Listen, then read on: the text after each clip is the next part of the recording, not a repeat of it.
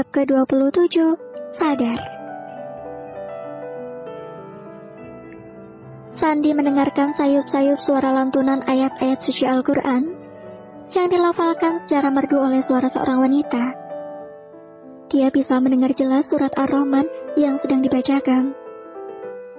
Fabi ayyi ala'i rabbikuma tukadziban. Maka nikmat Tuhanmu yang manakah yang kamu dustakan? Pria itu bahkan bisa mengingat jelas arti dari surat tersebut. Artinya benar-benar bisa menyentuh hati Sandi. Apalagi dengan dilantunkan oleh suara yang begitu indah dan merdu.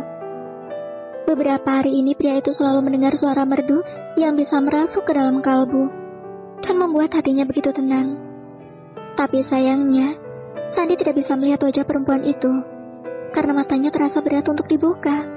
Sandi benar-benar tidak bisa menggerakkan seluruh tubuhnya. Hanya suara itu yang selalu menemaninya setiap waktu. Sebenarnya siapa wanita itu? Aku benar-benar jatuh hati padanya, pada suaranya. Apakah kita saling mengenal? Kenapa aku melupakan suara itu? Sandi hanya bisa bicara dengan dirinya sendiri. Ingin sekali ia membuka mata dan melihat langsung wanita yang setia berada di sisinya setiap waktu itu. Sandi bisa merasakan ketulusannya. Setiap sentuhan lembut yang Sandi duga dari wanita itu bisa ia rasakan. Shadaqallahul Adzim. Aulia menutup Al-Quran itu dan menciumnya. Kemudian mendoakan agar Sandi bisa segera sadar dari komanya. Ya Allah, berilah kesembuhan pada Mas Sandi. Cepat pulihkanlah dia, agar bisa beraktivitas seperti sedia kala. Engkau Maha Pengasih lagi Maha Penyayang. Amin. Setelah berdoa, Aulia segera meletakkan Al-Quran itu di meja yang disediakan. Sandi sudah koma selama 2 minggu. Belum ada kemajuan sama sekali. Hanya alat bantu yang bisa menunjang keadaannya. Nenek sudah mengetahui tentang musibah yang menimpa cucunya. Saat pertama kali mendengar kabar itu, langsung membuat nenek drop. Tetapi setelah Aulia menenangkan keadaan nenek, dengan mengatakan bahwa Sandi akan baik-baik saja, akhirnya nenek merasa sedikit tenang. Sedangkan Renata sudah sadar sejak sehari setelah kecelakaan. Dia juga sudah sehat sekarang. Bahkan Renata sudah diperbolehkan pulang dari rumah sakit. Tapi sangat disayangkan, akibat kecelakaan itu, bayi yang dikandung Renata tidak dapat tertolong. Tetapi Renata terlihat biasa saja meski keguguran dalam kecelakaan tersebut. Saat ini Renata tidak kembali ke Jakarta, melainkan masih betah menunggu Sandi di rumah sakit bersama dengan Aulia. Beberapa waktu lalu, Renata dipanggil ke kantor polisi karena menjadi saksi kecelakaan itu. Mereka berdua sama-sama menjadi saksi dan korban. Karena ternyata pengemudi mobil yang menabrak mereka sedang dalam pengaruh minuman keras. Padahal saat itu Sandi dan Renata sedang bertengkar hebat di dalam mobil. Renata menyusul Sandi ke Jogja di malam itu dan langsung menemuinya di hotel tempat Sandi menginap. Renata tidak terima diceraikan oleh Sandi, dan dia akan terus mengejar Sandi sampai kemanapun. Ya, tentu saja ia tidak terima. Karena Sandi lebih memilih Aulia daripada dirinya. Sandi sudah sangat kecewa dan marah sekali akibat perbuatan Renata yang membohonginya. Meskipun sebelum Sandi mengetahui bahwa itu bukan anaknya, dia juga tetap akan menceraikan Renata setelah wanita itu melahirkan. Tentu saja hal itu membuat Renata semakin marah. Akhirnya Renata memutuskan untuk memberi pelajaran kepada Aulia.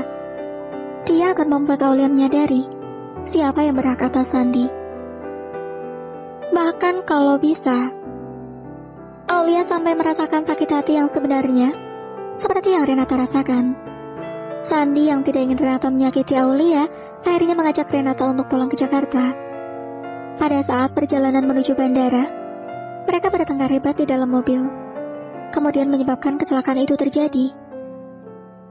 Mbak Renata, makanlah. Suara Aulia membuyarkan lamunan wanita itu. Aku masih belum lapar. Jawab Renata ketus. Baiklah, aku akan menaruh makananmu di meja. Kalau kamu sudah lapar nanti makanlah. Jawab Aulia. Kalau bukan karena Sandi, aku tidak ingin berada di ruangan yang sama denganmu, Aulia. Aku masih membutuhkanmu untuk mengurus Sandi. Setelah Sandi sadar, aku akan menendangmu dari kehidupan kami. Batin Renata.